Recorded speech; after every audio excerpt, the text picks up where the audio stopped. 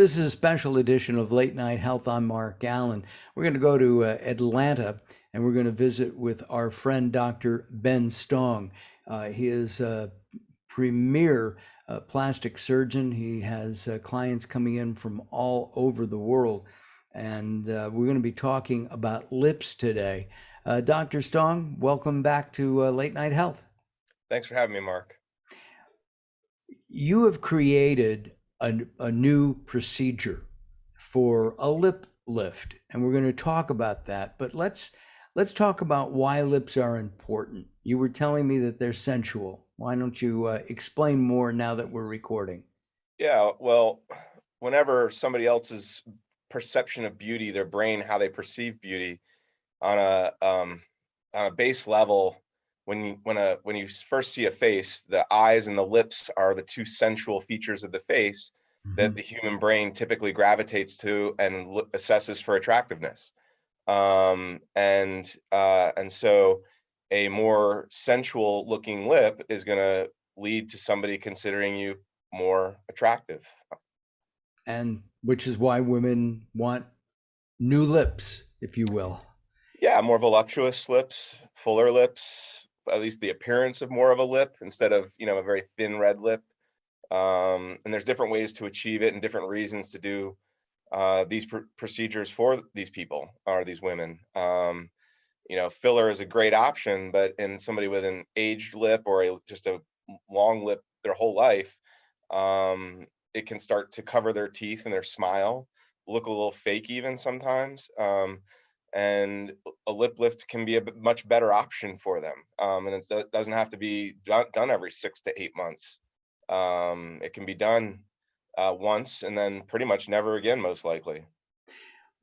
A couple of years ago, there was a popular lip treatment, bee sting venom. You remember that? No? I've seen some of that nonsense out there, but I mean, yeah, I could imagine it swells from the toxin for a little bit, but then it just goes back. Maybe Yeah, that's what you're talking exactly. about. Sounds a little bit long way around to get to a result that you could do for on a more permanent basis. As we age, and I would imagine this is for both men and women, do our lips actually unplump? They get thinner? Well, really what happens as we age is what's the skin of the upper lip, okay? And then you have your red lip. Your red lip is contiguous with the inside of your mouth, and is actually the junction of your skin and your mucosal membranes of your body. But the red lip is what classically people are referring to as a lip, but you also have the skin portion. As we age, just like everything gets droopier and longer, the skin of the lip gets longer and the red lip rolls into the inside of the mouth, and that's why they start to look thinner. In youth, we have a shorter portion of skin in our lip, and consequently, the red lip is more visible. Now, age is just a number. I see 20-something-year-olds doing lip lifts with me. I see 55, 60-year-olds doing lip lifts. It's really when whether or not they are a good candidate, and then whether or not they want a surgical procedure or something non-surgical like filler. And as you said, filler needs to be done every 8 to 10 months.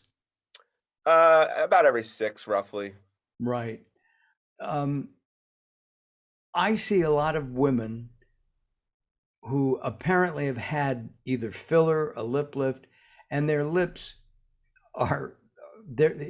Dr. Ben has not obviously worked on them. Their lips are out of perspective. Does that make sense? Yeah, I mean, you can't account for taste. I mean, different patients want different things done. I'll guide them, but if they want, you know, suffi- you know, much larger lips, I'll usually graduate them up with filler. Not do too much all in one sitting. But that's a patient preference thing. Of course, if clinicians are just giving people those types of lips without really discussing it with them, then you're starting to get people who are going to be upset with that person. Uh, and some injectors out there that they don't do surgery, and so they don't know any better. They just keep hammering that square peg into the round hole if it doesn't look good. Are is surgical lip enhancement, is that common now? Is that a Yeah, procedure? lip lifts are extraordinarily common. They popularized within the past, let's call it 5 to 10 years. Actually, the trend started out in California, but historically, the workhorse of the lip lift industry is the subnasal lip lift, and it has limitations to it. Always has had limitations to it, and so it accomplishes probably 60% of what you can do with a different type of technique like the one that I've developed. It just it looks fine, it looks okay, but it needs a little more, I think, or needed You a little more. and the technique that you've created, that you've developed, is called the uh, Perialar lift. Did I get that close? Yeah, perialar lip lift. It's just scientific terminology for peri meaning around, alar being the nostril. And so it goes not just beneath the nose, which is what a subnasal lip lift is. It wraps around the nostril, removing skin further laterally, or out from the nose, and allows for a shortening of the width of the lip, not just the vertical height. Additionally, it gives a more broad-based lift to the red lip portion. So the, So it looks more full and more natural all the way across, whereas the subnasal usually only lifts the middle third, middle half of the lip, and doesn't do anything to the outer corners typically. so this would be the red part, and Hmm. this is the Skin. other, the skin. So if you want more of that red to show, Hmm. uh, the perialar lip lift is the way to go. Absolutely. The results are just clearly better than the subnasal lip lift. Uh, can you show us on your face, pointing to the various parts of your face, where the difference is and how it works? Is Yes, I don't have I wish I had a pointer instead of my right. finger. Um, let's see. So the perialar lift starts up really high in the nasolabial fold, apex of the nasolabial fold, wraps around the nostril, and then follows every nook and cranny across the bottom, and then wraps back up and around, and then Ah, the excision comes down wide, almost mirroring the nasolabial fold, and then all the way across, and then again takes basically a crescent triangular portion of skin out from around the nostril. And what that allows is when you put it back together at the base of the nose, it lifts and pulls from out of the corners too, in addition to centrally. and Um, how does uh, the current technique work? it really only takes out skin from here all the way across the base of the nose and then stops right at the nostril. So it doesn't wrap up into the nasolabial fold. And what that does is it creates additional vectors of pull that are more oblique and lateral instead of just purely vertical. And then it comprehensively draws the entire lip in, shortening the vertical height and the horizontal width. You can even get some softening of the nasolabial fold, which can't happen with a subnasal lip lift.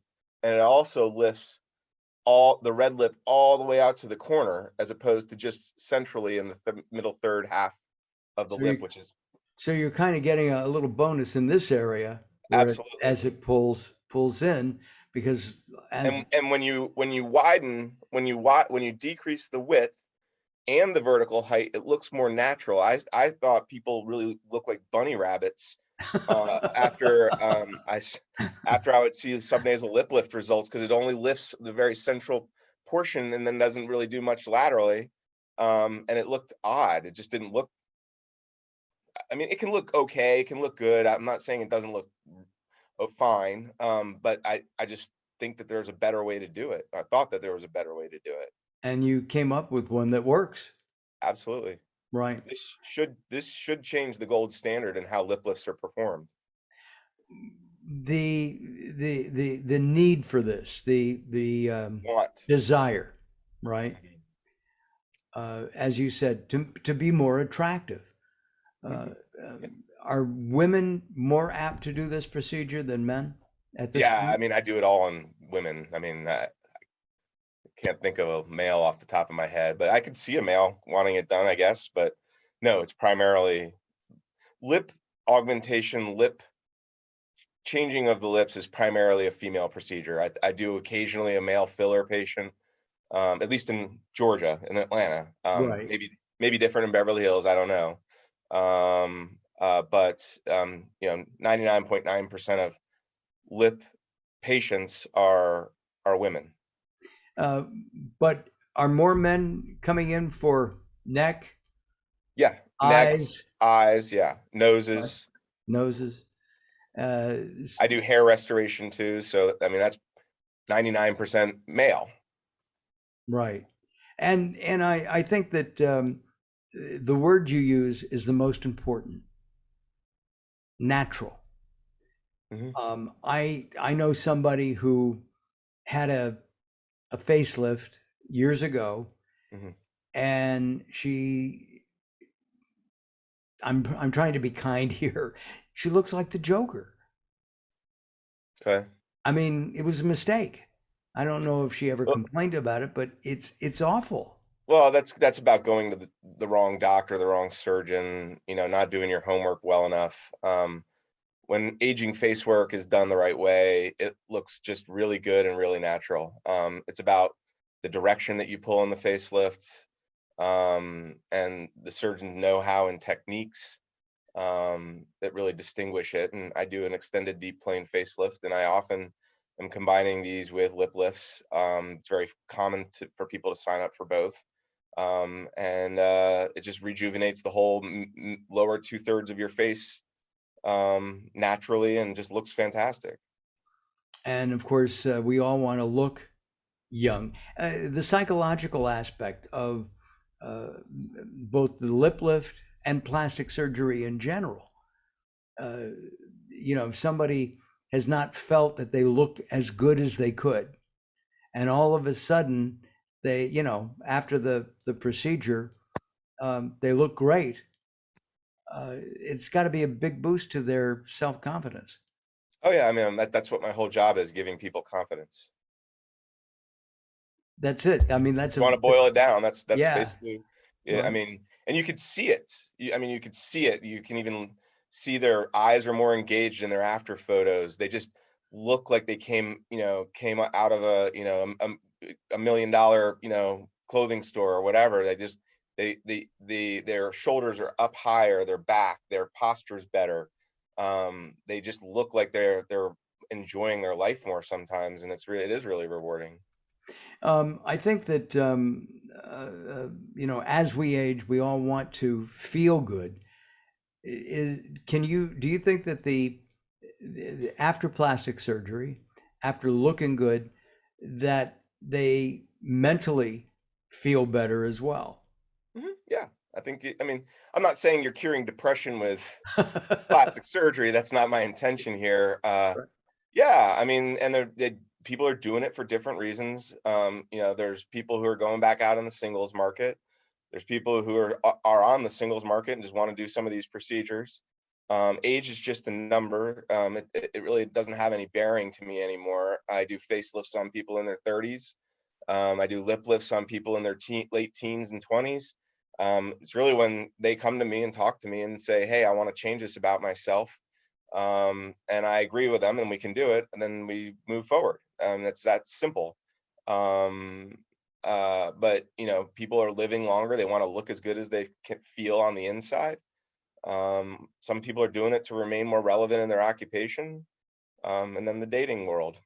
Right, and the dating world is changing too, uh, with uh, with the pandemic, with COVID, and we had talked about that previously. With a mask, you can't see all the whole face, right? Hmm. But Yeah.